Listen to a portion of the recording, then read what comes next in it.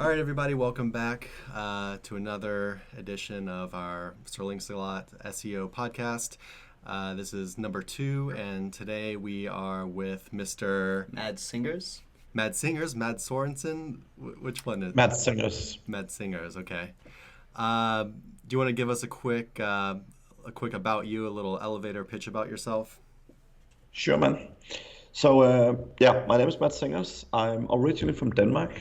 I haven't lived there for about 17 years now. My background generally have been in management, so I used to work with large companies like Xerox, IBM, etc. And my passion for many, many years, pretty much all my adult life, have been management and how to be effective with people and how to manage people well, etc. Mm-hmm. And basically, I left when I was about 18. I left Denmark. I lived in Ireland, the UK. I've been living in Eastern Europe and Asia, and I've been around. And right now, I own a bunch of businesses. So I have my primary business, the one that I spend the most time on and find the most fun, is my management, sort of coaching and consulting. I also run an outsourcing business in the Philippines, where I spend a fair bunch of my time. And then I got a couple of other sort of SaaS projects and things like that. So. Right on. The management business, is that you've got like a remote location that you operate out of with employees, et cetera, or how's that work? Yes. So the management coaching, it's a little bit of a mix. So one, I have a specific course that I call Management Mastery, Effective Management Mastery, which I say is the 80-20 of management, right?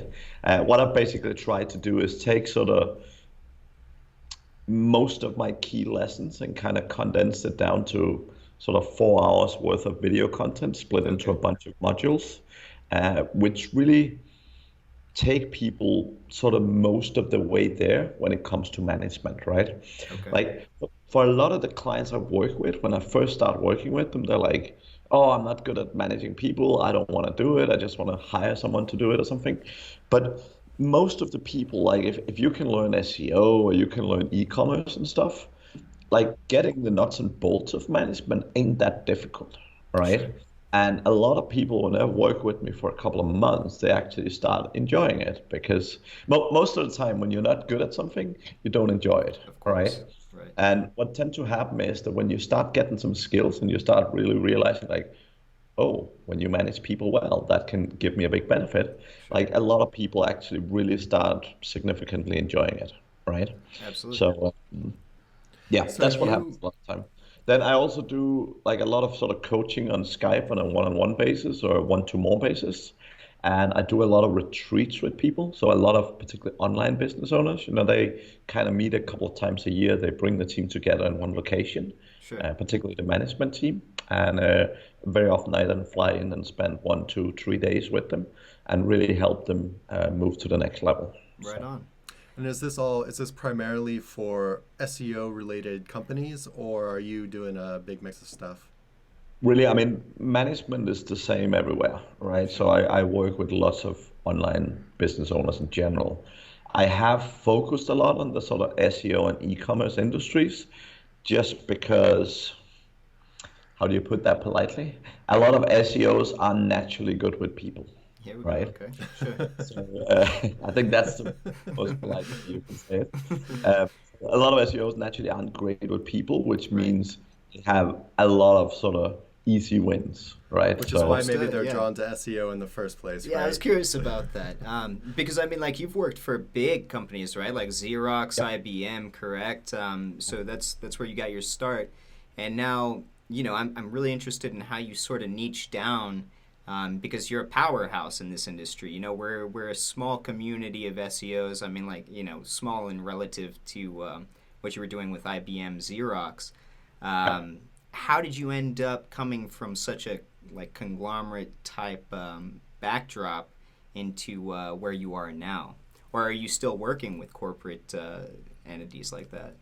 So really what happened was, initially when I was working with IBM, I started doing coaching on the side, right? Okay. I've always been extremely passionate about management. I'm really passionate about helping other people to sort of learn and grow, right? And what happened was initially I was working with other people in corporate, and to start out, it was mostly other individuals who either wanted to get into management or who wanted to grow within their current management role. Sure. But very, very quickly, it started also being sort of companies. Now, the thing is, it pays very well, but when you walk into big companies, the sort of drive and the motivation is a very, very different one. All right. Mm-hmm. So what happened was when I left IBM, I ended up like I've been managing people here in Asia as well with IBM. And what happened was I moved out here and I spent a bunch of time, particularly in Philippines.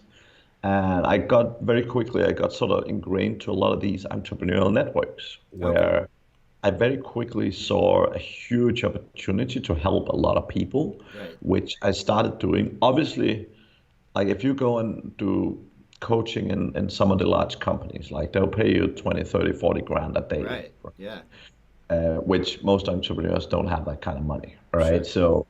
So it's a totally different game in terms of the money aspect. But the thing is, when you show up, like it's a totally different level of They're commitment. hungry. Right. Okay. It's not Sure. like people leaning back and saying, "Oh, great, I now got 4 hours off," Right. kind of time to just lay my head down on the table and sleep, kind of thing, right? Whereas like entrepreneurs and generally like entrepreneurial organizations, even the people within them, they're just much more dedicated and they're much more, they want to. And Right. like for me as a coach, honestly, it's not as much about the money. For me, it's about like I love seeing people develop, right? And I've worked with, I mean, in the SEO industry, I've worked with, yeah, I say all the big guys. Everybody. Yeah. It I mean, prob- you just left Chiang Mai, right? You were a speaker there. You've spoken there multiple times. Am I right about that? I've definitely spoken in Chiang Mai. I didn't speak this year, but yeah, I've spoken in Chiang Mai, and yeah, I mean, again, I've worked with all the big guys, right? I worked with Diggity. I worked with all his companies. I worked with Philip. I work with Ahrefs. I work with, yeah, I mean, most of the big guys. Right.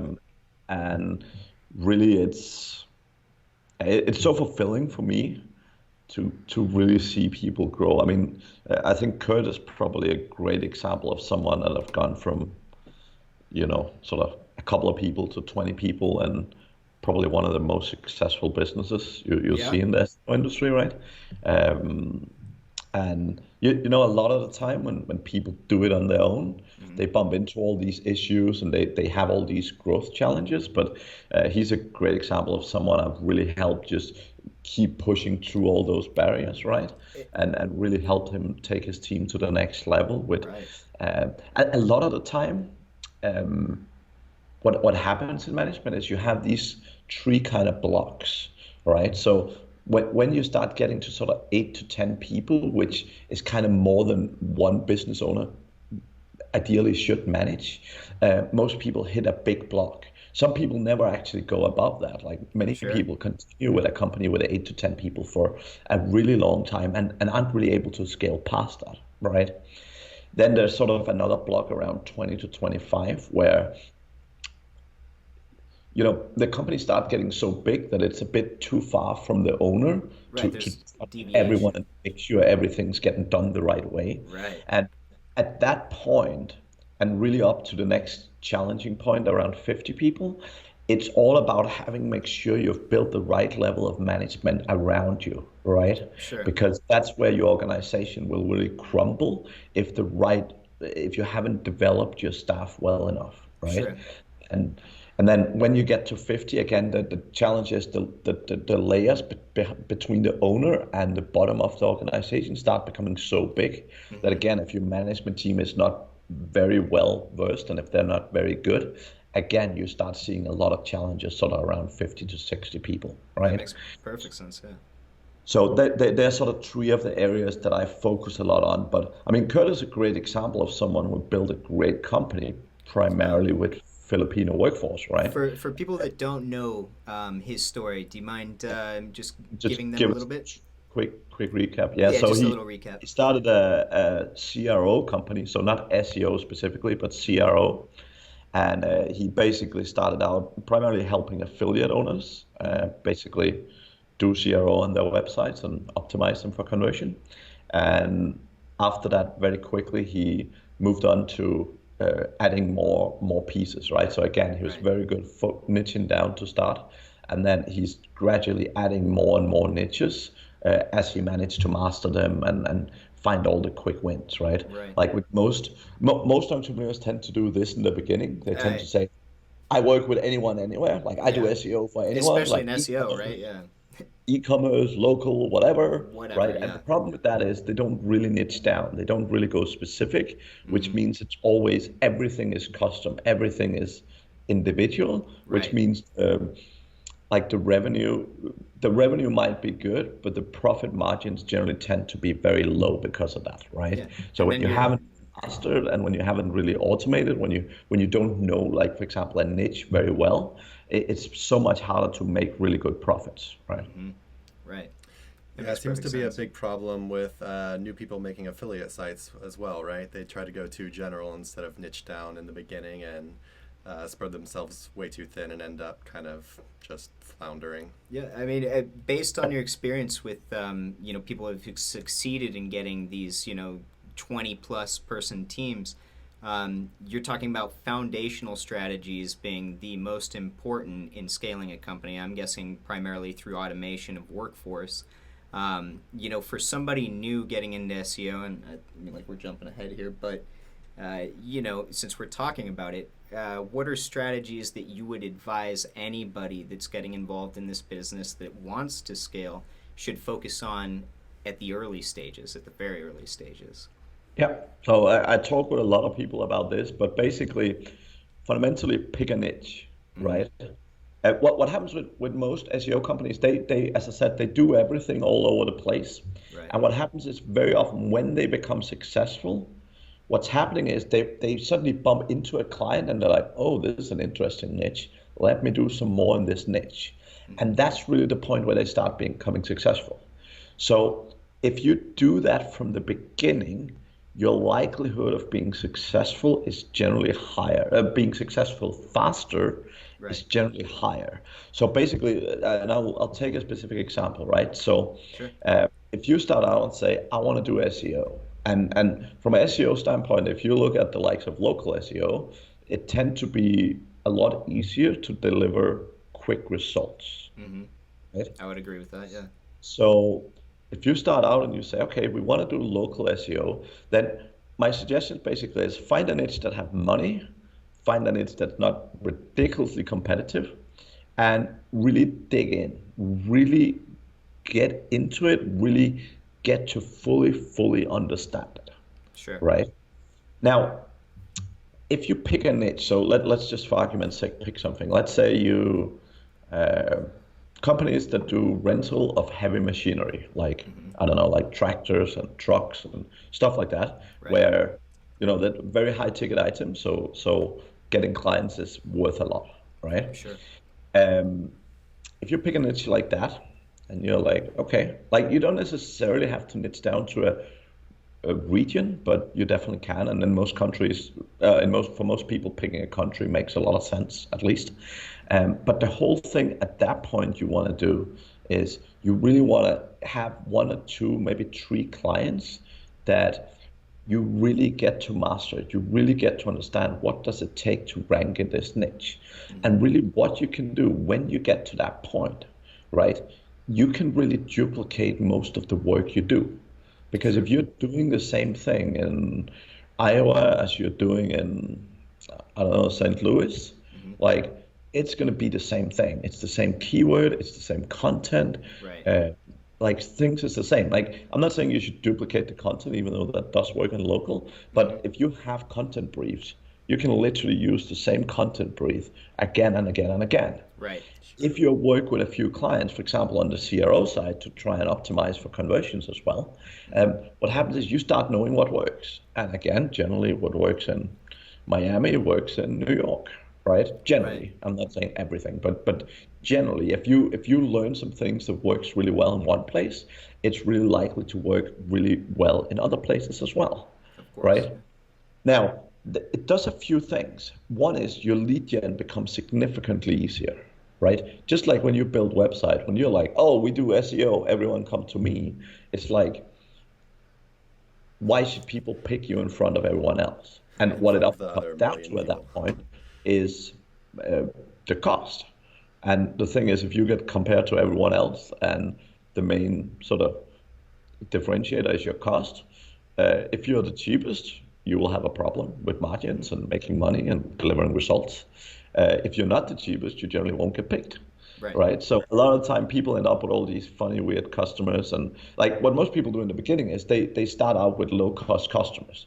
And the problem is when you don't have a lot of resources, delivering results to customers with very little money is one, super time consuming, it's difficult, and it's the most difficult customers you will ever work with. Because the thing is, people who only have $1,000 in the back pocket, they're the most difficult to work with because they really want to make something out of that money. They're not looking at it from an ROI long-term perspective. They're like, hey, I give you $1,000, bring it back to me right now. And he's to struggling fix to my make business. it work. Yeah. Exactly. Reminds me of PBN sales. I want to cringe a little bit. Yep.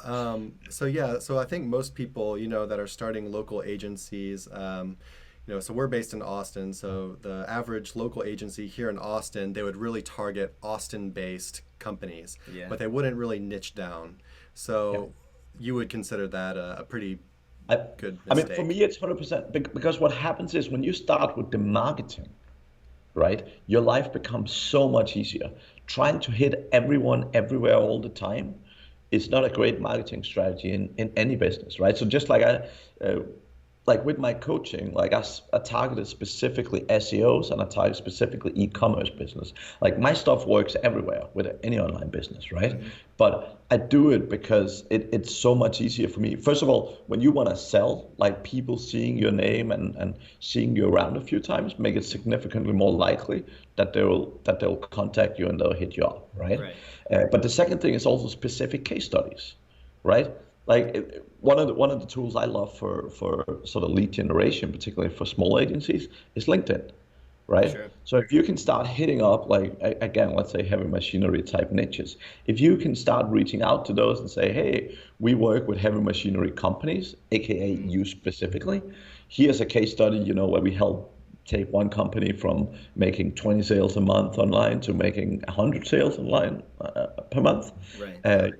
You have some very specific example that's 100% relatable to them. And when you're the SEO company for heavy machinery, like, it's like, oh, you're talking to me. You're not talking to everyone. You're very talking specific. To me. Mm-hmm. Right. And it makes landing clients so much easier. Sure. So much. It's kind of like running a targeted ad. Right. I mean, like essentially, it'd be like your entire business is the targeted ad. Yeah. It's exactly. And when you then start with Facebook and stuff like that, like you're just so much more targeted. Mm-hmm. And the thing is, when you do the same clients again and again, I mean, there can be a little bit of variation, but one, the niche, you can talk with them about their specific terms, about their technical terms. Like you can really get to know this thing. Whereas if you one day work with a dentist and the next day with an accountant and the third day with a heavy machinery business, like you don't know their business. Right. You've missed industry standards and you're going to lose respect overall at some point in time, and you're going to lose clients in the end too. It makes perfect sense. Exactly. Yeah. So would you say this is probably the number one mistake you see people making in the SEO industry right now? I was about to say in every business, but definitely in SEO. Most people starting a business do this thing. They want to hit everyone because they're desperate for work. For money, right? Yeah. Cast a big net. And it's natural. I mean, it's natural human behavior. So I don't say people are being stupid doing it. I'm just saying there's often better ways. And one of the problem with niching down initially is it can be a little bit more difficult to get the initial customers. Mm-hmm. But as soon as you do get them, things start ramping up significantly faster, right? And for a lot of business, one of the key things is you can also afford to charge a lot more. One of the things that people always do in the beginning is they always charge bottom dollar, right? And if you haven't got a client, getting a couple of clients where you can get some testimonials, that can make sense, right? Sure. I get it. The thing is, if you have a client that's paying you $2,000 a month or a client paying you $4,000 a month, right? The difference in the results you can deliver, like you're much more likely to deliver amazing result if you have 4 grand to work with Sure. compared to if you have 2 grand to work with, right? Right. And that's one of the key things we're actually charging more. It's not just a question of being, quote, more expensive. It's the ability to deliver result even when the unexpected stuff happens. Right. Right. Sure. Yeah, I guess that's a pretty big struggle, I think, for a lot of people. Like you said, you gotta, they're trying to get in with a cheaper price. And of course, there's other people saying they can deliver amazing results for that cheaper price. And so it's kind of this balancing act you got to play between. Yeah, one of the key things, like just touching on pricing a little bit, right? Like the amount of agencies that are charging $500 to $1,000 a Right. month, it's kind of scary. Like if Right. you're looking at it, if you're charging a client $500 a month, right? Like the overhead, the administration, everything, it is so limited what you can actually provide of value for a client for that amount of money, Right. right? Yeah, Um, that's Definitely, but one of the things is, so again, when you're charging bottom dollar, what happens is you get the worst clients. So one of the things I always tell clients that I start working with who have a small agency or just starting out, right, is really charge a significant amount of money, because the thing is, a lot of people have been burned by SEOs, right? Mm-hmm. I was going to say most of the I would world say have most, been burned by yeah, most SEOs. everybody, yeah. Feels like it. Yeah. But really, you want to set yourself apart in the other direction. If everyone else charges $1,000 a month, make your prices visible, put them on your website and say starting at $4,000 a month, right? The reason is you will scare away the people with very little money that are not the ideal clients anyway. Mm-hmm. And what happens is a lot of serious businesses aren't interested in working with bottom dollar guys, Sure. right? So if getting your first 1, 2 clients, some testimonials and some case studies can make sense to charge not so much. But after that point, if you can get your prices up, 4,000 is not necessarily a magic number. I mean, it could be 2.5 or 3.5 or whatever, but you want to move your prices up, right? And by the way, when you pick a niche, make sure it's a niche that actually have money, right? Like sometimes I find people who niche down on niches that have Nothing. absolutely no money and make like tiny profits, right? And obviously that way they can't pay you a lot of money. So, but yeah. Yeah, I mean, even like in hindsight, it's like, all right, when I first got into SEO, yeah, let's build the agency website. Let's get it ranked for the city we're in. It's going to be awesome. We're going to get these clients. But talking to you, it's like if I really wanted to make sense of what I was doing and like I had the education I do now, okay, I'm going to go back. I am going to focus. I am going to niche down. And in niching down, you've created ability to execute target markets via, SERP manipulation, finding data, industry standards, what their products go for, etc. And that, it's simplified. But when we start out, I feel like it, there's this overwhelming concern for money or for, growth, like you said, that just it's not there. But I think if somebody took the time to do that and take your advice on something like this, yeah, they'd grow exponentially and much quicker versus, going the route we did. And then it's, 2 years before you ever actually make, anything that could support you in the industry. But yeah, it makes perfect sense. So let's talk about growth a little bit. So let's pretend that I'm somebody who's taking all of your advice right now.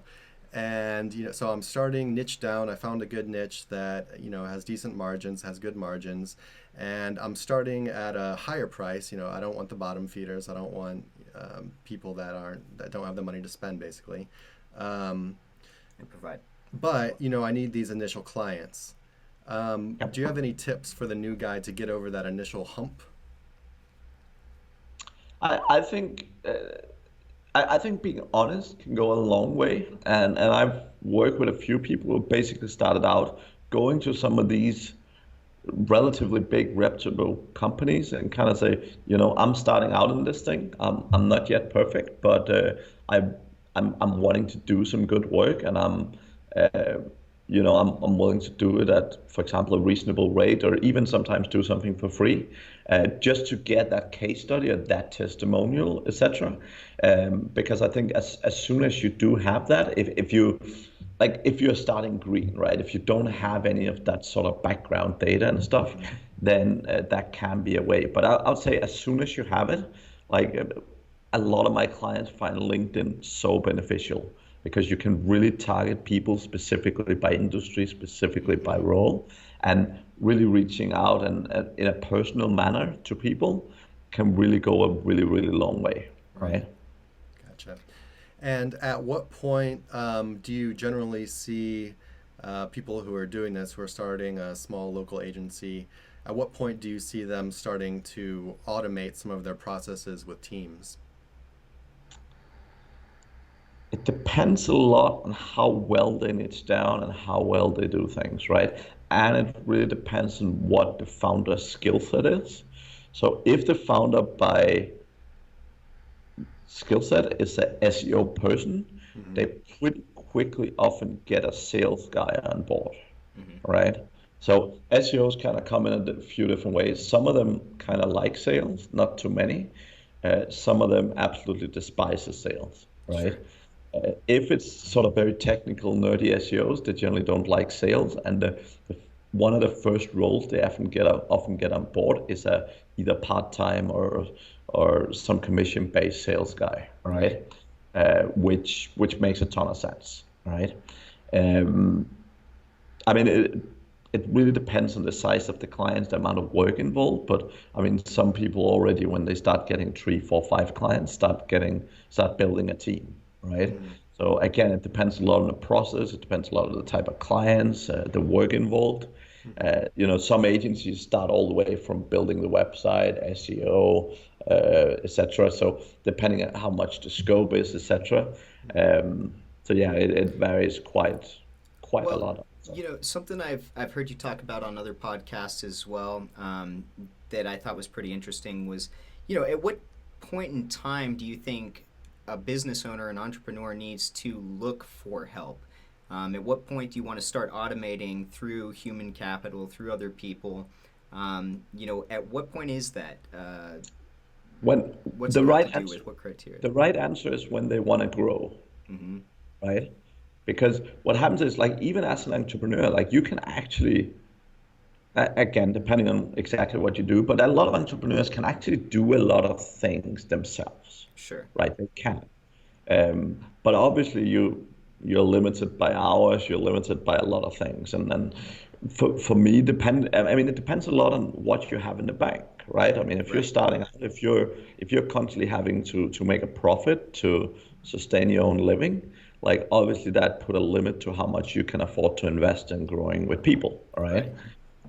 So that's different scenarios. But generally, I would say that when you're ready to grow and when you want to take it to the next level. So key thing for me is when you've found a business model that works. So you've found a good niche, you've found a good audience, you have a relatively consistent way of getting leads, right? And then you start looking at, well, how can I scale this, right? Now, before you start pumping a ton of money into Facebook ads and stuff, you often want to make sure that you can actually fulfill, right? So if you're starting to, hit your 8-9 hours a day or whatever, and you're struggling to fulfill, then adding more customers to the base is not going to help you do that better, right? And that's often the point. So what happens is with most people is they start working 10 hours, 11 hours, 12 hours a day, and then they start looking for help. And very often that's kind of a bit too late, because when you start working 12 hours a day, you're very ineffective generally, right? And then micromanaging somebody else, falls out. So again, it is very financially dependent. I always say one of the worst things you can do is put yourself under significant financial pressure. Like, if you don't know how to pay your bills because you hire an employee, and it only leaves you a couple of grand, and you're struggling to pay your bills at home, that's detrimental to entrepreneurial success. For some people, it can give you that extra push, but for a lot of people, they end up spending so much mental energy on, like, how am I going to pay this bill, and like, what am I going to do to eat every day and stuff. Like, it consumes so much of their time that they actually become really ineffective doing what they used to be very good It at. also make them a little too over conservative in their decision making as well. Yeah. And more and worse, actually, it makes them do things for client out of fear of losing clients that often lead to bad path, sort of lead down a bad path, and really put them in a situation where the clients own them, not the clients work for them, help them build a business, right? But as soon as you have enough money to start leveraging things, what I always recommend. So I basically have a clear sort of pyramid philosophy, right? What you want to do in the business is you want to start out, and in the beginning you are everything. So when you start building a pyramid, basically what you're consistently trying to do is to increase the number of dollars that each of your hours are worth, right? So, and by doing that, you're constantly trying to basically push the value of what you do. Now, every time you're doing things, when you look at your to-do list and you say, well, this stuff could be done by a guy but getting paid $5 an hour, I definitely don't want to do that anymore because my time is more valuable than $5 an hour, right? And you start looking at, okay, here's some stuff that could be done by a $20 an hour guy. I definitely don't want to do that. My time is worth more. And then you basically start building up the pyramid with people where you push lower value work down the pyramid, right? And effectively end up building a sustainable company, right? So that's sort of the mindset behind it. Now, a lot of the time, people really struggle to recruit in the beginning, and it's natural, right? Because if you've never hired people before, the chance you're going to go out and hire 3 superstars is generally fairly limited, right? Even if you know what you're doing, hiring 3 superstars in a row is amazing. It doesn't happen all the time. Let's say it that way. Sure. So one of the key things in the beginning, and for me, the number one thing is really having a good network, right? Because a lot of the time when you recruit in the beginning, you're much more likely to be successful if you either know someone or know someone that knows someone who's a good fit for you, right? I generally think learning recruitment and learning hiring great people is one of the most important, probably one of the 2 most important skill sets for an entrepreneur. But taking the time and actually really perfecting that skill set is difficult with your first couple of hires, right? Absolutely. Because like the first time you interview a human being, like you have nothing to compare to. Right. Like for me now, I've interviewed thousands of people, right? So when I sit down and interview someone, like I mean, within a few seconds, I start to get the level of where is this person, right? Yeah, it's like muscle memory. Exactly, and it's definitely a good skill to learn, but you definitely can burn yourself a little bit in the beginning, right? So I personally, I really love sort of utilizing network and so on. Also in the beginning, like that ability to utilize freelancers can be very freeing because they're not necessarily, you don't need to employ them full time. So this was something I wanted to ask you about. Someone who's first starting to build their pyramid, they're starting to first bring on their first employees. So I think a lot of people's first instinct, probably in this day and age, is going to be to find outsourcers online, probably to keep costs down generally. And I was hoping you could shed a little light on, building a team in-house, in office, on location versus outsourcing, et cetera. So, and again, what I would say, despite the fact that I own an outsourcing business, it's definitely not the answer to all things as many people make it, right? So basically the way I look at resources is that you want to get the right people doing the right things. Like if you're hiring a sales guy as your first employee, for example, like you probably don't want someone in the Philippines, right? Not saying you can't find good salespeople in the Philippines, but more so that you want to get the right people in the right places. So if you're running a business where, for example, a lot of what you do is very simplified tasks, like that could be, you're doing a ton of research every time you have a new client, or you're doing very low level work.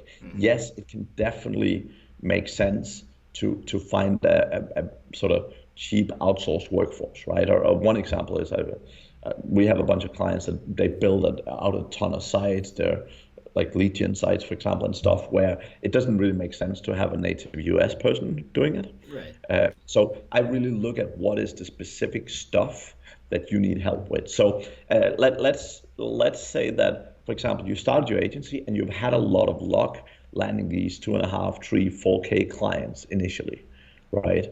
And really what you want to do is you want to bring in people at a higher level who can help do, for example, SEO, right? When you do that, you basically, again, there's two roads.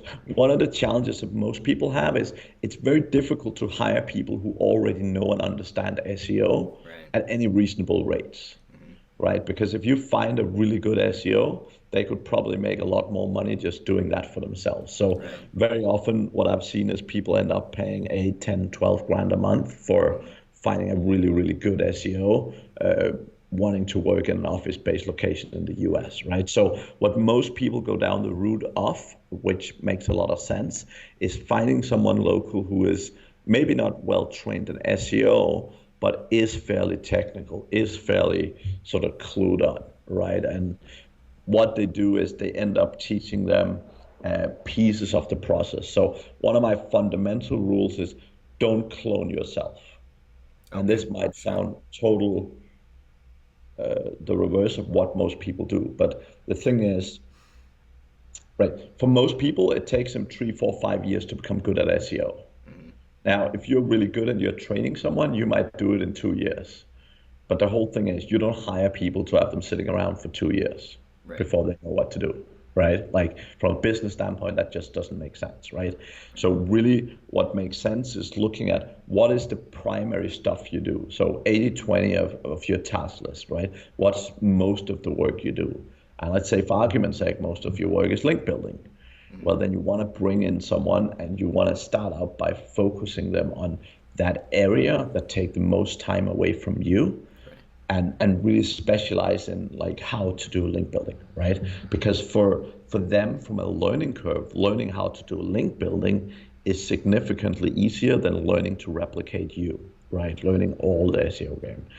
Or the same, I mean, that could be learning to do keyword research or learning how to set up site, like how to use like Elementor or whatever sort of site building software you use, right? But by specializing people, what happens is you much quicker get them to the right level of expertise that matches what you do.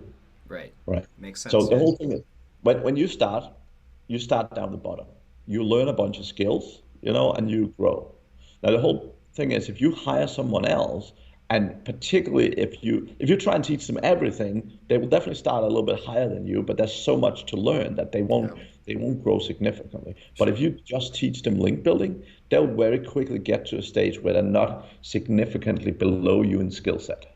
Right. And if that's all they do not 24 hours a day, but 8 hours a day, 40 hours a week, if that's all they do, they will very quickly get to a point where they're probably at similar level to you, right? Because they start perfecting, they start finding shortcuts, they start learning, they start doing things. That means they quickly grow, right? So getting people up to similar level as yourself is important, right? Right, makes sense. And then basically what that enables you to do is that it enables you to, first of all, you're a lot less vulnerable. Because if you specialize people, one, they can churn out a lot more of that work, right? So you're much better at hiring 3 different people doing very specific roles instead of 3 people all doing what you do, right? Because 3 people all doing what you do, the problem is if you have one person and that one person leave, that sets you back immensely. Right? Whereas if you have someone doing link building who leaves, you can bring in a replacement and train them up relatively quickly. Right?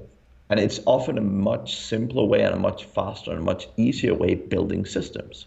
And again, even within the US, there's big range, right? There might be things where you can hire a great college student and they will be someone who have just finished studying, and they'll probably get to a good level pretty quickly, right? And there might be some of the roles that are more sort of business critical, or might be tougher to find good workforce for, where you want to pay a bit more. But again, if you say link building is an easy thing to do, you're better off paying a little bit less for getting link building and then having someone getting paid more, for example, to write copy or whatever, right? Yeah, that makes Also, perfect sense. just the last point on this is know what you want to perfect.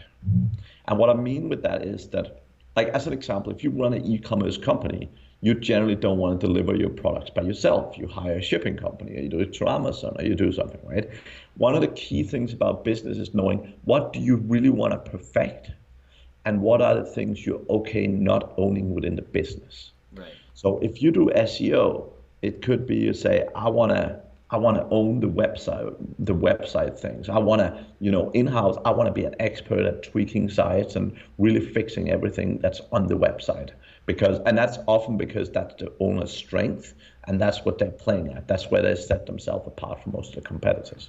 But they might say, writing copy is not my game. I'm not good at it. And if that's the case, you're totally okay to find like an agency or find a freelance copywriter who generally does your copy. You don't have to own everything in-house, but it's important to make conscious decisions of what you own in-house. Sure, that makes perfect sense.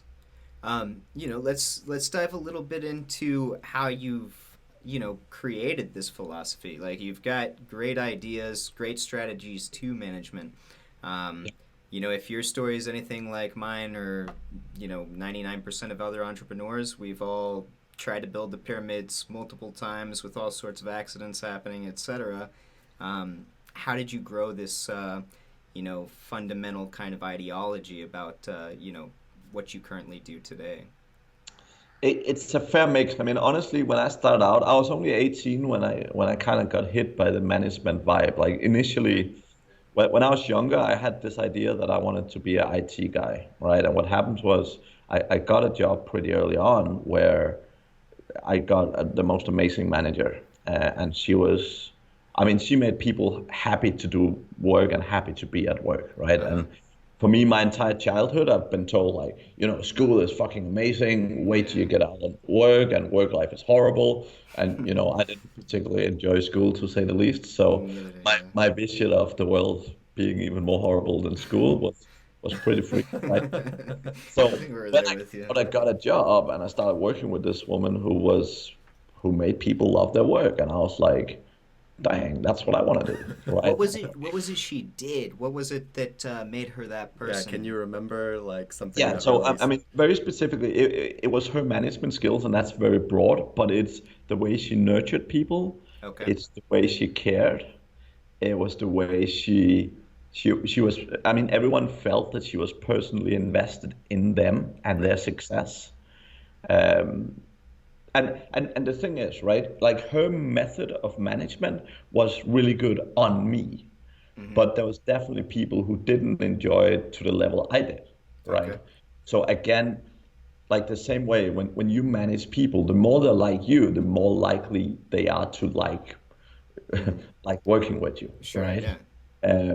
Like, if you work with Elon Musk, you have to have a very certain personality to really enjoy working with him, right? Yeah. Because he is, and most people don't like me saying this, but he can be a very, very, very tough guy to work with. That's what I've heard, yeah. Yeah, I think Polite that's way kind of of saying. his reputation. And if you don't like immense pressure, if you don't like phone calls at 3 o'clock in the morning with someone screaming at you, Yeah.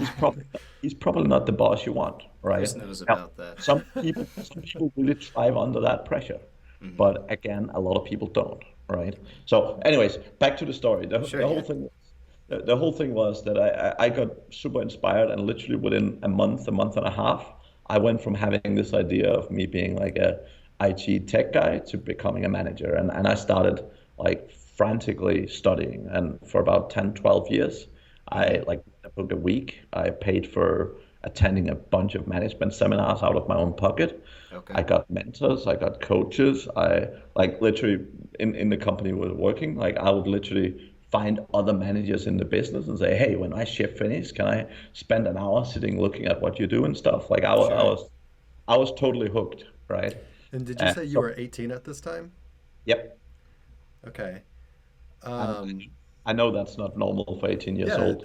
It wasn't for us, but yeah, I Well, mean, it's well, awesome. Yeah. Well, not just that you were super work motivated, but the fact that you're an 18-year-old manager. Yeah. I'm assuming were there any difficulties with that? Trying to be a manager at such a young age. So I wasn't a manager when I was 18, but that's when I figured out that's what I wanted to do. Started Okay, getting sure. into it. Yeah. Right. So for me, it was, um, again, like literally within probably 2, 3 months from that point, I ended up becoming the deputy manager when my boss was away. Oh, wow. And again, that was out of sheer passion, right? I mean, there was people on the team who was triple my age, right? Um, and honestly, it wasn't as much of an issue. Now, just from a high level, just to sort of round off the previous story, right? So the key thing for me was I very quickly got ingrained in all the logic. And one of my biggest regret, and actually the reason I ended up leaving Xerox, was because I really struggled finding other people, even within the higher level of the organization, who had the passion for management that I did, right? And I ended up joining IBM, which obviously is a huge company as well. And I had a lot of different management challenges in there, which were great. But again, like there was definitely more people with sort of interest in developing and growing, but still it wasn't like, I felt like I didn't feel like I met peers that was like, Sure. as eager as I was around it. So like initially all my knowledge sort of came from, reading books and all this stuff. When I first wanted to go into management, I kind of asked people like, so how do you get there? And they're like, oh, well, you can go do this 5-year degree. And I was like, my view on school at the time and to this day is not the most positive in the world. So Right. 5-year degree was not what I was interested in, which really was what pushed me to be so frantic about the self-development, right? And I started reading a lot about these people who didn't have all these degrees and actually managed to become very good managers anyway, right? But that was really what sparked it. And then from there on, it obviously became a lot more experience, right? So as I grew into management and held many management roles, a lot of the sort of theory I had sort of turned into experiences. And what I would say was initially, a lot of the time I didn't, like the theory is great to have, but very often I read about theory that I would need 10 years later, right? Sure. But what ended up happening was that it wasn't that I didn't make mistakes, but what happened was when I made mistakes, very quickly I realized, oh, I should have done this instead. So because I already had the theory in my head, I started understanding, like when I made mistakes, it was very easy for me to troubleshoot and like, where did I go wrong? Right. You've Right. got a great Whereas error-proofing system. if I hadn't had the theory in my head, what would have happened is I thought that was the right way to do it. And, the person wasn't stupid for not responding to me the way I wanted them to, right? But really, because I had all the theory, it really enabled me to grow really, really quickly when I started to go into management, right? Right. So, speaking about some of these things, do you have any resources that if there was somebody interested in, diving into what you've done or getting involved in management positions, what are some resources that really impacted you? Yeah, so my number one resource, very objectively, is obviously my management course. Of course, right. Very And everybody should get it. Besides that, I have some favorite books. So my favorite book of all times, from a management standpoint, is called "First Break All the Rules: Okay. What the World's Best Managers Do Differently."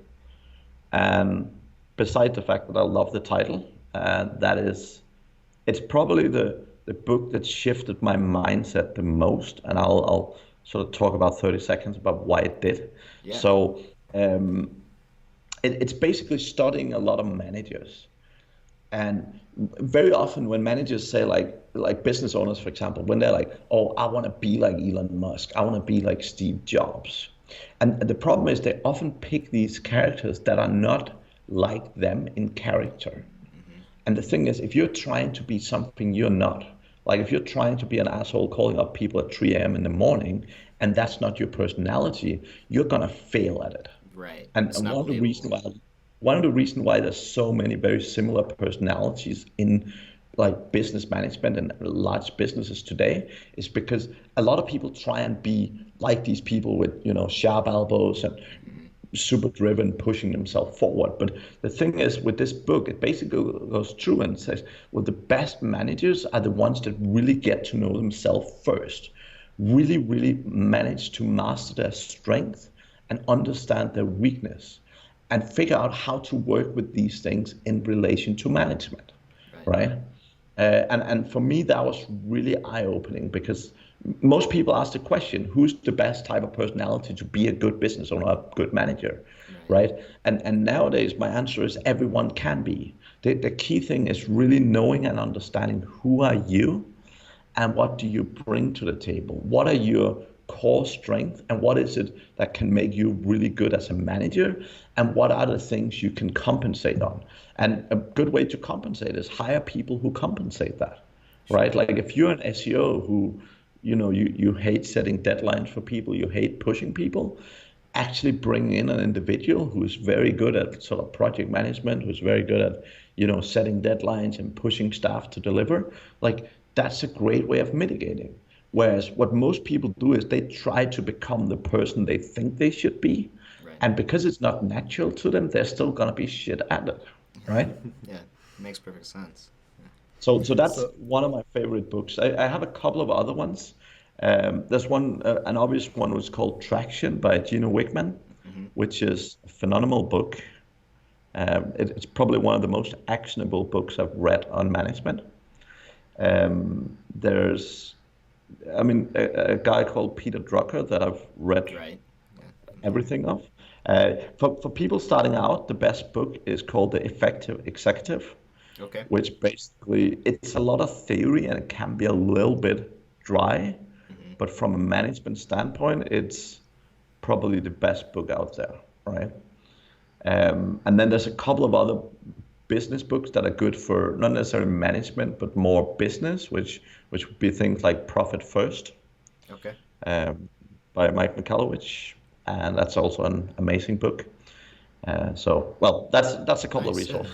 Great, yeah, plenty for somebody to start studying on, most definitely. So walking back a little bit, what is your greatest strength? Like, what was your strength that you realized early on that you tried to cultivate? So my greatest strength in general is knowledge, the ability to comprehend and put large data sets in my head and make great decisions. So my natural personality is very similar to most SEOs. I am generally, like SEOs, they love data, they love information and so on. So that's also one of my natural strengths, right? I'm really good at working with numbers. I'm really good at what I always say, most SEOs, when they look at a spreadsheet full of numbers, it's kind of like the matrix. They see the graphs, it makes sense to them, right? Whereas a lot of the world population, when you send them a spreadsheet full of numbers, they kind of get dizzy, right? It's kind of like classes to understand what's going on the screen, right? So that's absolutely my core strength. The one thing I learned sort of pretty early on, and it's kind of 1 and 2, but it's basically, if you want to be successful, the number one skill that you have to improve is communication, right? Sure. Because communication is the single most frequent behavior as human beings that we engage in. And that doesn't matter if that's your relationship at home, the relationship with your friends, networking, or business relationships like employees, etc. So I did spend a significant amount of time, my sort of first, from I was 18 to about 22, 23, basically improving my communication skills immensely, which is a large part of what's in my management course. But really, that was a game changer. When you look at businesses today, salespeople and developers can't talk together. And in most organizations, when you have a sales team and you have a delivery team, they really struggle to communicate together. They don't speak each other's languages. And that makes it really, really, really difficult for them to be very successful. And if you are one of those people who can learn effective communication and communicate between those parties, you put yourself in a very, very favorable position. Right. Yeah. Oh. So what are kind of lost it. You drawing a blank. Yeah, I drew a blank. It was just been story time over here for a while. It's good though. Yeah, it's great. Yeah. So. Yeah. So what kind of steps did you take in kind of garnering that ability to communicate? Were you an introvert, would you say, before, or did you just think you needed to kind of up your skill set to get to this level? So one fundamental. So I'm a big believer in a behavioral framework called DISC, and I generally consistently use that to change the life of my clients. People don't change natural behaviors. However, what happens is that you can learn to be less uncomfortable with things. Sure. So if you're a total nerd today, you're never gonna be the great salesperson who is running around talking to random people, and just out of pure joy, right? It won't happen. If you're uncomfortable talking to other people, what you can learn is you can learn to become a lot less uncomfortable doing it. Right. But it will never be a strength compared to people who have it as natural strength, right? So the key thing here is, for me, the key things I learned was definitely the framework of DISC was probably the number one. The second thing I did was public speaking. So like I've done public speaking now for about 12 years. And I started out with an organization called Toastmasters. Yeah, I have that as well, yeah. It's probably the number one thing I recommend to most sort of shy clients or clients that struggle with their communication skills, right? Because one, it's a great network. You meet like-minded people who want to improve their skills, but it's generally care enough about themselves to do self-development. And for a lot of introverted people, or for a lot of people who don't communicate well, actually building a network of great people is a really good place to start. Now, second of all, a lot of sort of SEO people, what they're very good at is details and data. When they first start talking about SEO, they won't shut up again. Nearly as bad as me, but they won't shut up, right? And what happens is a lot of the time they talk a lot about details, and they often struggle to be concise. Right. And one of the things you really learn with doing public speaking is, I have 5 minutes. I need to take all this stuff I have, condense it down to 5 minutes, make it actionable, make it valuable. And public speaking for people like that is really, really, really beneficial, right? The same thing, it's the same people who love writing these 8-page emails that just goes on forever. Right. And when they communicate to people like them, great, they love it. But if you're communicating to someone like a sales guy, like they'll read the first 2 lines and they'll run out of energy, right? So the ability to learn to communicate both verbally and written in a way that's effective, succinct, and makes really valid points, particularly for data-driven people and for very detail-oriented people, is probably the most valuable skill. And I would say from public speaking, that was probably the number one thing that I actually learned. It wasn't as much standing in front of an audience. It was much more the other sort of subtle skills that you learn. So you learn a lot about body language, how you actually use body language within conversation. You're not just sitting here with your arms crossed and, being super... being closed, yeah. Exactly, right? So learning body language and learning really to hone in and be very succinct, make very clear points. I would say that was probably some of the key things that I got out of public speaking, right? Besides the fact that it pushes you. I mean, it pushes a lot of your natural limits and so on, right? Well, but you were also, young, out traveling overseas, meeting new digital nomads constantly, etc., right? So would you say your social life kind of grew honestly, some of that as well? So honestly, when I was 18 years old, I was probably the most introvert person you would find. So when I started this game, what I did, and it sounds ridiculous to a lot of human beings, but when I was 18 and I started learning about this management, and I started learning that you should be networking and stuff, and I'm like, I'm not good at this stuff. And I literally set myself a challenge. Every day when I take public transport to and from work, I walk in and I sit down next to another human being and I say hi, Right. just hi. That was literally it's a the It's completable huge, step. though, right? It's for, huge. for, for over a month. I literally just sat down next to 60 people or 50 people or whatever, and I said hi. Now, a few of them started talking back to me, but very few. But even for me, getting the courage, sitting down next to a human being and saying hi was frightening as hell. Yeah. Yeah. It's an Now, exercise, though. Yeah. after a month, I then upgraded, and in the UK they have this like, "Hi, how are you?" And you can kind of say it without people don't have to answer. Sure. So Yeah. I really like that point about the phrase. So basically, I upgraded. So for another month and a half, I would sit down next to people and say, "Hi, how are you?" And a little bit more people sort of started talking back to me. Right.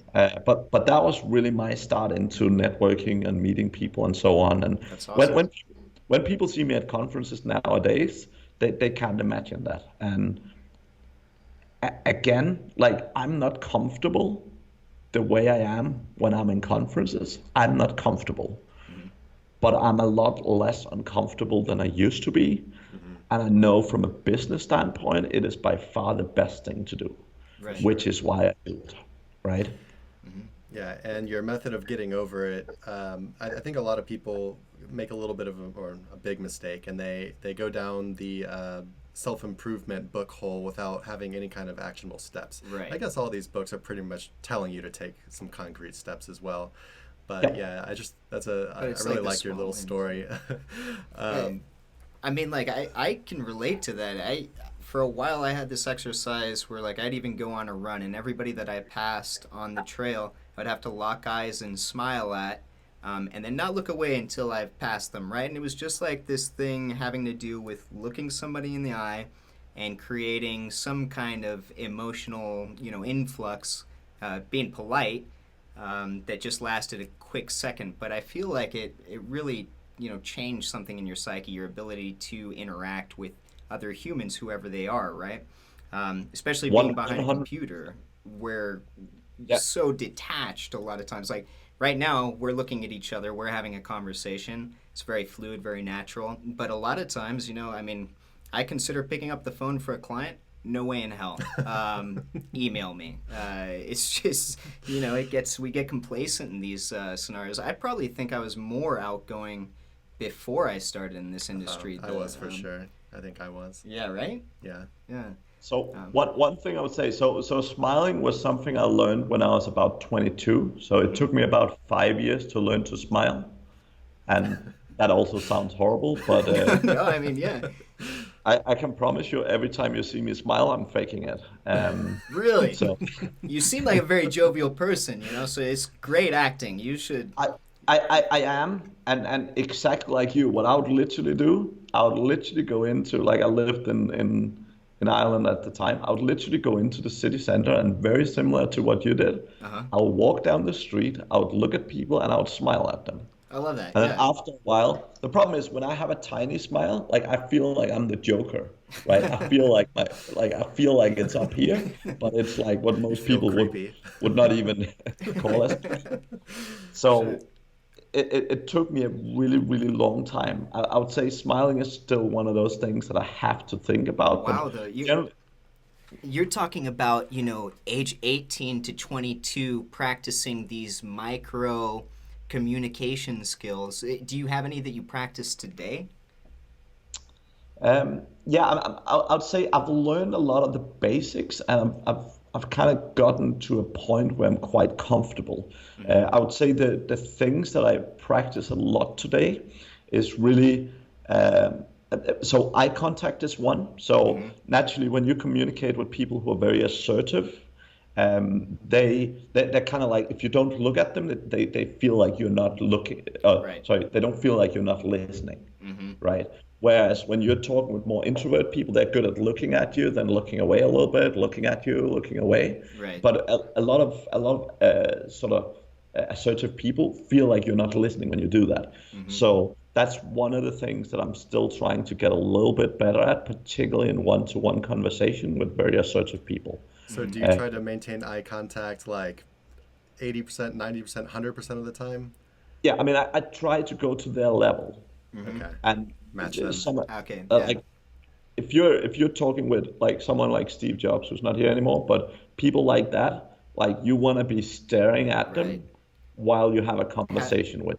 have you read Daniel Pink's "To Sell Is Human" by chance? No, I have not. There's this That section in sounds there interesting. about chameleoning, Yeah. Yeah. and your ability to mimic what the other person is doing, even as simple as something as sleight of hand or touching my chin when they touch their chin, and what it Yep. does to our psychology. I think some of these, micro things that we do actually hold a lot more power than most people want to, lead on to believe.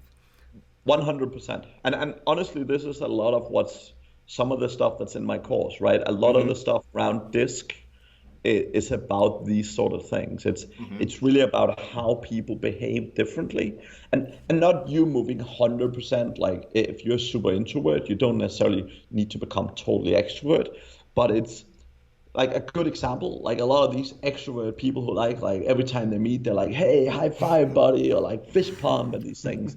And Sound American. For a lot of SEOs, that's like, what the fuck is that all about? Off-putting, right? Yeah. But the thing is, when you're meeting people who are like that, it helps you really take that relationship to another level. You have to play that game, right? I mean, You otherwise have you're gonna You get have to get in there, shunned. right? Yeah, you're not part of the pack. It's You've gonna got be to hard at least to do be business. comfortable with it, reciprocate a little bit. Yeah.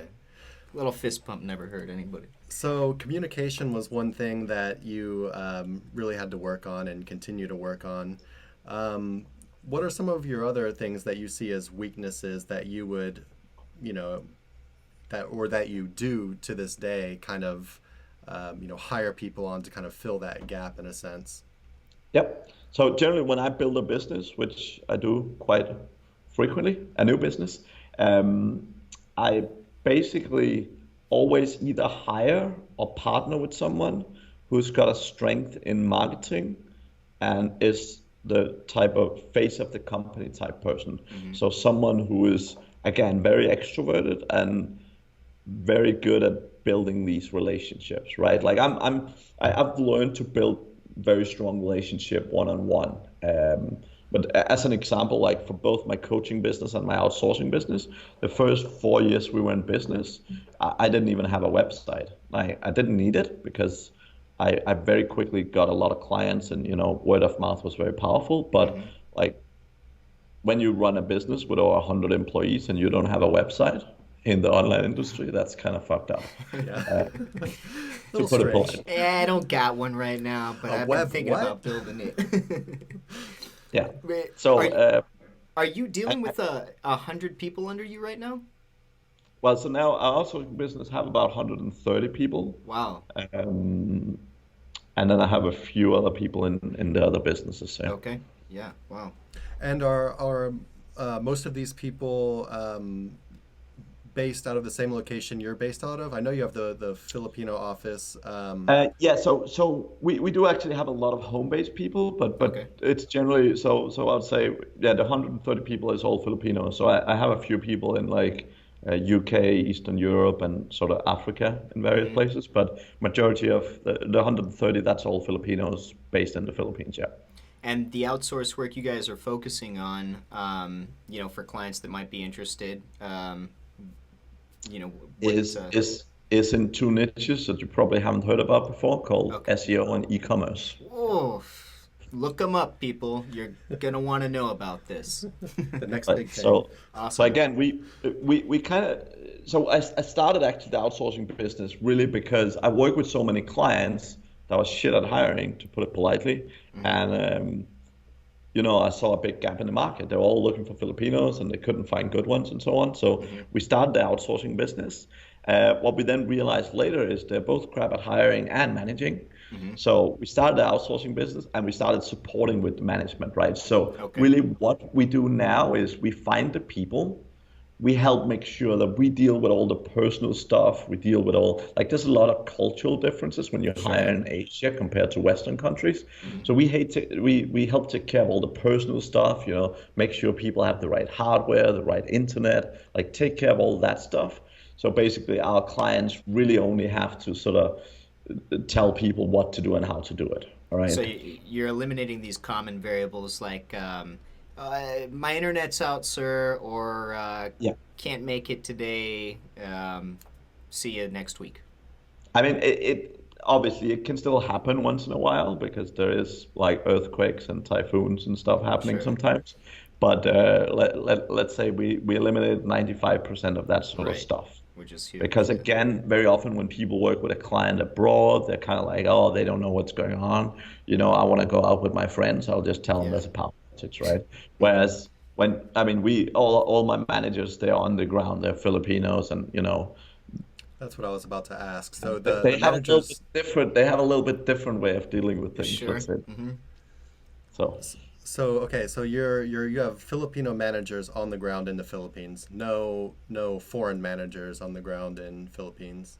no, so we do have one foreign manager in the business, but he's more doing the sales, and he's basically Okay. talking with a lot of our new clients and sort of figuring out their requirements and stuff, right? Understood. So, Gotcha. but basically, I have a management team of sort of 3 guys that are managing sort of the highest level managers of the outsourcing business, and they're basically taking care of that, right? Awesome. And so they manage them remotely. Yeah. Do you have, Yeah, some of them are office based, some of them remotely, but yeah. Gotcha. Yeah, so I think we've been going about a little over an hour now. Do you have Yeah. anything else that you wanna I ask mean, them? are we taking up too much of your time? Uh, Honestly, I can go forever.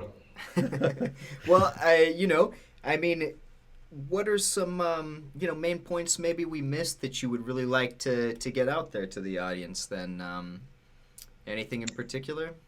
I think talking a little bit about delegation could be very interesting. Okay, I know yeah, a lot of sure. people, like when it comes to delegation, a lot of people, particularly in the SEO industry, really, really struggle, right? Mm-hmm. And I think the pyramid, like the whole mindset of how much is your hours worth. Like when people are sitting doing copy paste stuff that other people could do for $2 an hour, Yeah. if you ask them, do you want to work for $2 an hour? Most people give you a pretty clear no, Right. right? So I think that sort of mindset around delegation is really important. What I also try and go through a lot in the training is really give people the mindset of what do you have to do. Most people in the SEO industry think they have to be the mastermind SEO for the rest of their company days. Mm-hmm. And if that is what you want to be, you need to hire a CEO for the company, right? Because the CEO of a company is generally not the expert. If you want to build not just a 5-man company, but if you want to build a real business, you generally don't want to be the expert in delivering the end results, right? So really learning to let go. I generally say there's about 2 things that you have to do as the business owner. One is hire the people that work directly for you, and 2 is doing the one-to-one meetings with those individuals on a weekly basis, right? That's really the only 2 things that you have to do as a high-level manager. Now, as a CEO, as a business owner, there's definitely a bunch of sort of strategical things of sort of setting mission, vision, values and things that you want to do as well. But sort of on a day-to-day level, recruiting the people who work directly for you and doing your one-to-ones is really the only 2 things that you cannot delegate. Everything else that you're doing today can be delegated, right? Right. The most successful people generally don't do, they let go of 80% of what they do today compared to today next year to grow their business. And if you can manage to do that, your business will grow really quickly. The people who keep holding on, keep being the experts, keep having to get checked in with, those are the people that become the bottleneck in the business and slow the business growth down. The boomers. So I had to throw it in there. Apologies to any boomers out there watching this Yeah, video. we're not in any way ageist over here. So, okay, I think this is a very relatable topic to pretty much anyone who's growing a business. Especially with SEO, most people start on their own, I think, and so they kind of become an expert, and they trust in their methods. They know what's working for them, and I think the problem comes to be they don't want to let go, and they have a hard time drawing the line between the quality not being the exact level that they want, and being able to pass this duty off to somebody else. Do you have any advice on drawing that line? Yeah, so one of the things, I work with a lot of people who build authority sites, for example. And the question that I tend to ask them all the time is the same, which is, would you rather have one site that's 100% the way you like it, or have 10 sites that are 90 to 95% there? What do you think will make you the most money? I'm gonna go with right? B, yeah. And that's the fundamentals. What SEOs generally are really bad at is 80-20. Like, the problem for most SEOs is they have this 85-step checklist. But the problem is, again, even when you work as an agency, you have to be able to prioritize and say, what is going to give the clients the biggest bang for buck? Where are you going to make the client the most money with the least amount of effort, right? Because in the end of the day, if you're following your 85-step checklist, that might take you a year to get through it. And if 40 of those steps make incremental changes, you're not changing the game. Right. So in essence, in order to grow, you've got to learn to let go a little bit of the idea of perfection, right? Yep.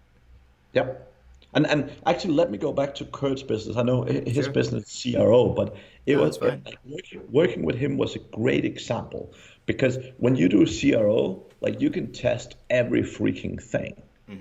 But he actually, when we work with him, he basically ended up saying, we guarantee, and giving guarantees in a business like this is difficult, but he basically made a commitment to his customers, guarantee at least 30% improvement, right?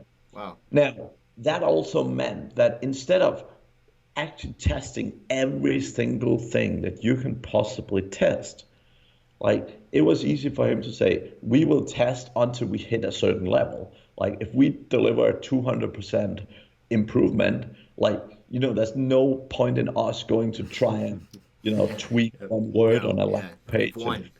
That's the guarantee. Right? You make a very clear deliverable, and when you deliver that, you say, okay, great, that's done. But the whole thing is, when you enable yourself to go deliver great results in a good way, that means it makes it much more scalable. So from let's say from an SEO standpoint, translating that and saying, let's say customer saying, okay, I have a commitment to you. I will triple your traffic over the next year, right? Now, if you know that your commitment is tripling the traffic or tripling the leads or tripling the sales or whatever, that's a commitment that makes sense to a client. Right. Honestly, they don't give how many H1 should tweak if it doesn't give them the actionable results. And if your focus, instead of I need to make sure the schema on this page that no one ever visits is perfect, right? Instead of doing that, if you actually focus on, again, the 80-20, what makes the difference, and if you focus on delivering that traffic, those leads, or those sales, when you get to that point, you can say, great, we've done what we need for the year, right?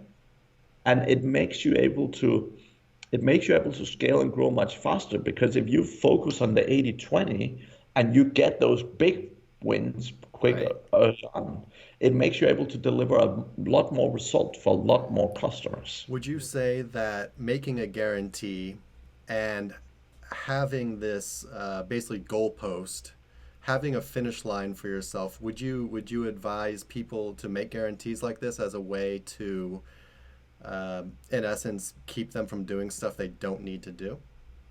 So I work with customers doing a lot of things, and one of the things that I try and push them to is getting to the finish line. So for me, When you do SEO, like the problem with SEO is most people sell SEO. And that sounds silly, but that is really the problem. The thing is, people don't give a shit about SEO. They give a shit about the results that come out of SEO. So they're either buying leads or they're buying sales. So basically 3 fundamental questions you want to ask people is, 1, can you afford to grow significantly? And that's a relevant question to ask. If you're trying to pitch someone who's running a one-man carpenter company and they don't want to hire employees, they probably don't want to grow that much. They probably won't have a budget to pay you a lot of money. If they can't grow, if they're not interested in growing, like, don't work with them. Right. Number 2 is, how much money in average do you make per sale? And number 3 is, when you get either email lead or a phone lead, how high a percentage do you close? And that could be broken up because maybe email is less than phone. But the last 2 questions are fundamental, because if people tell you every time I get a phone call, I close 50%.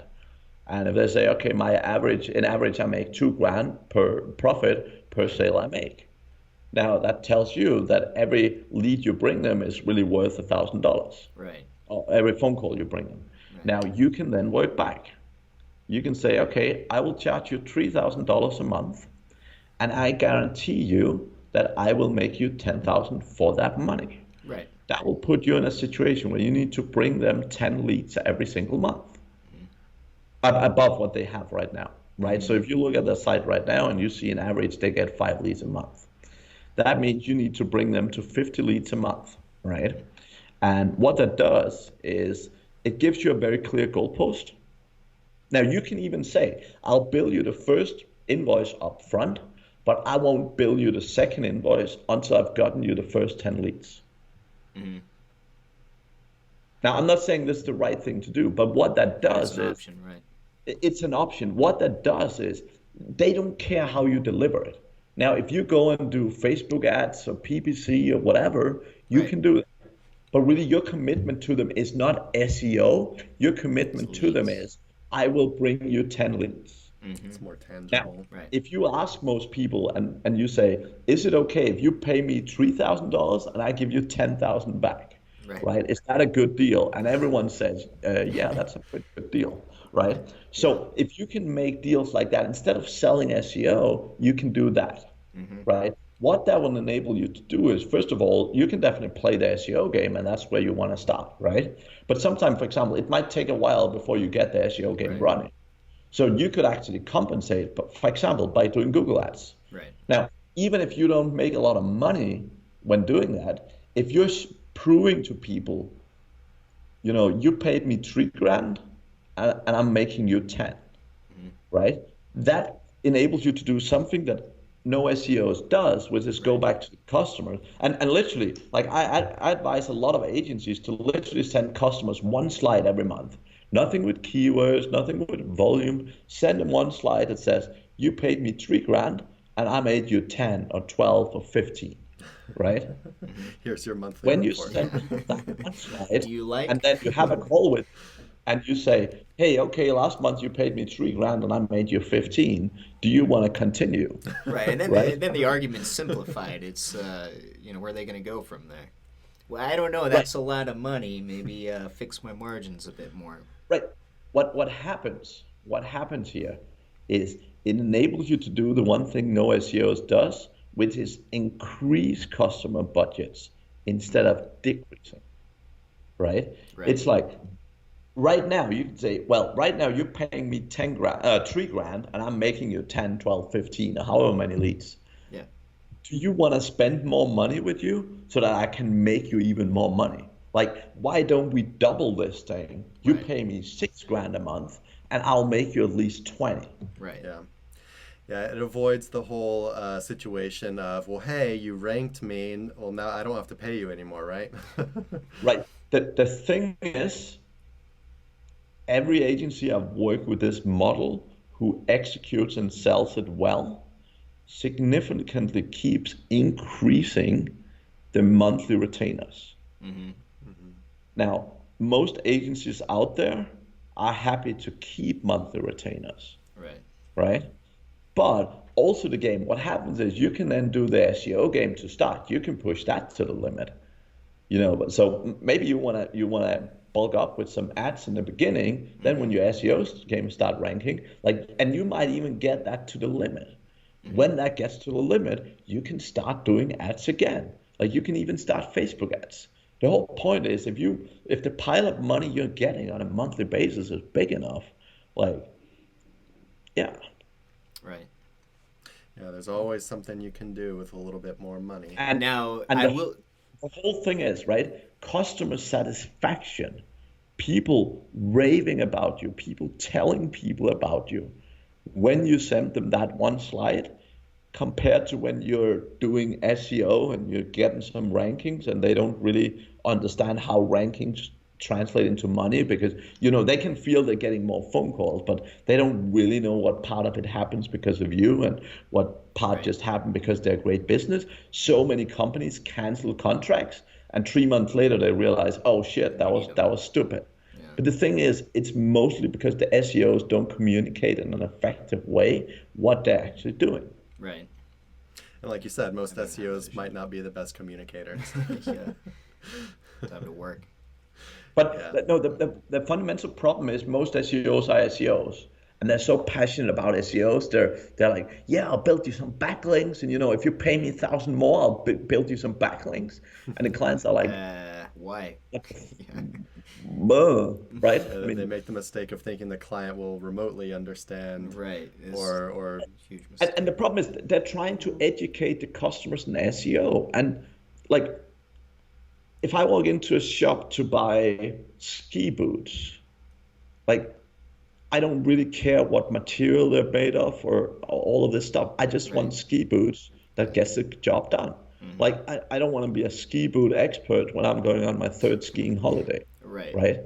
And most business owners don't want to be SEO experts because they actually, I know SEOs think people don't have businesses to run, but they do. Right. What business owners want, it leads in sales. Right. Most of them don't give a shit about SEO. Mm-hmm. Yeah, so this would be the simplification of the product, the commoditization of the product, really just kind of making it into something very packageable, easy to look at, digestible by the end consumer.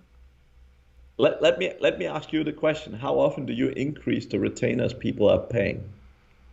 Pretty often. Yeah, pretty often. Yeah, we do Good. pretty good. Yeah.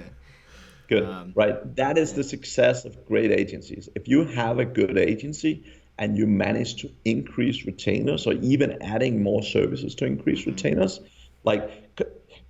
business is all about customer lifetime value.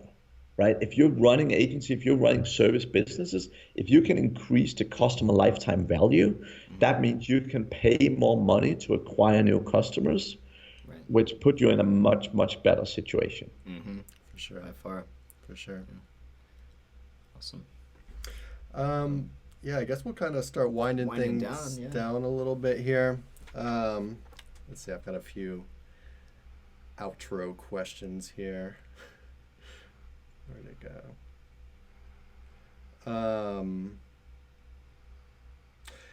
So how long did you say that you've been involved with SEO specifically? So I actually built my first SEO site in 2007. 2007, okay.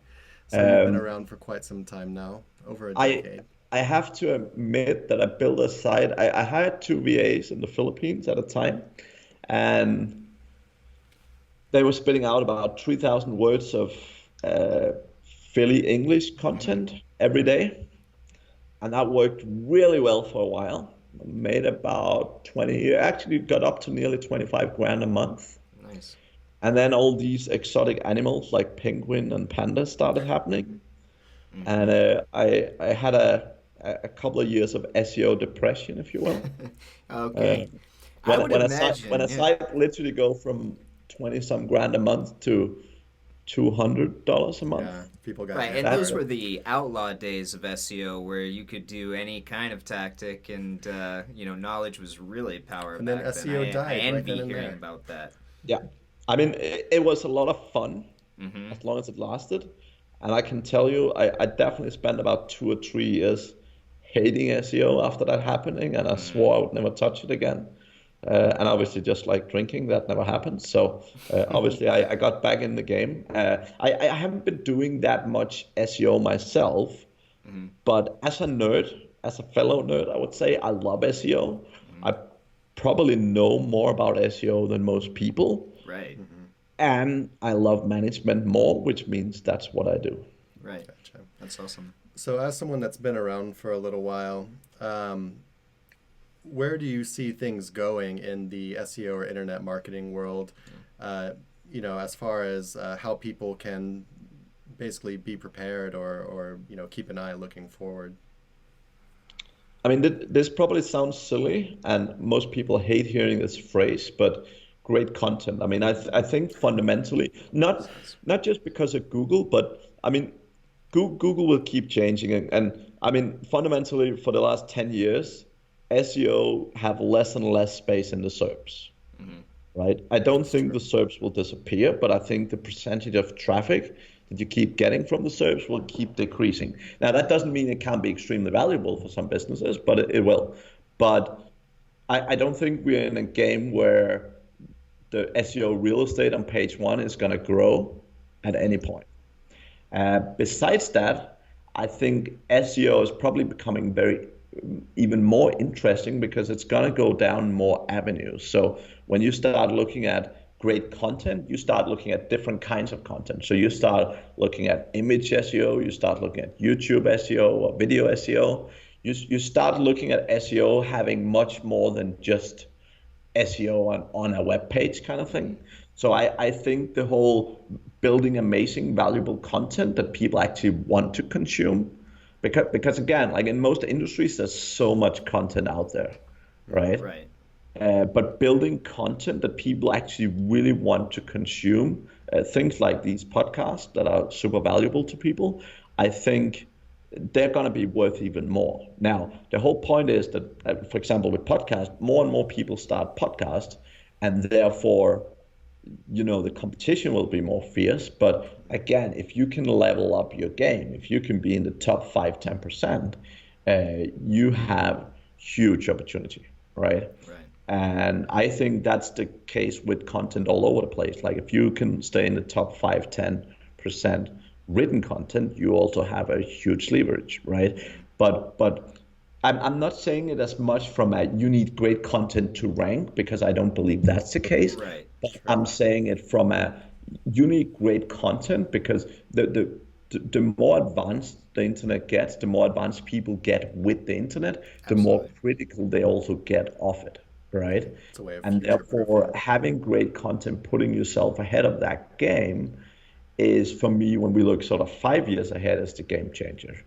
I think when we're looking a couple of years ahead, I don't think there's a lot of change. Like, I know everyone talks about this voice stuff and so on, and it is there, but I still think it will be a reasonable percentage within the next couple of years. So I still see definitely a couple of years where there's a huge room for growth for the sort of current model and the current framework of SEO. For sure. Right on. Good. Yeah. So keep focusing on the end user experience. Yep. As the algorithms and whatever else continue to get smarter, and we're losing SERP space for sure. So as we're about to say goodbye, do you have one single parting piece of advice you could give to, let's say, someone that's kind of newer who's just getting into SEO or internet marketing? Just one little tidbit to live by, maybe. Ooh, as you probably heard so far, sticking to one is difficult for me. But make it two if that makes it easier. I'll pick one. I'll say generally, just get in there and get it moving, right? The fundamental problem for most SEOs is there are people who love learning, and when you have this sort of balance between learning and action, most SEOs sit out here and learning, and the whole action piece is difficult. Right? You will never build the perfect site. You will never plan the perfect site. Set a set amount of hours. Say, by this time, I will start taking action. I think from a SEO standpoint, that's probably the best piece of advice I have. Yeah, I think it's extremely solid.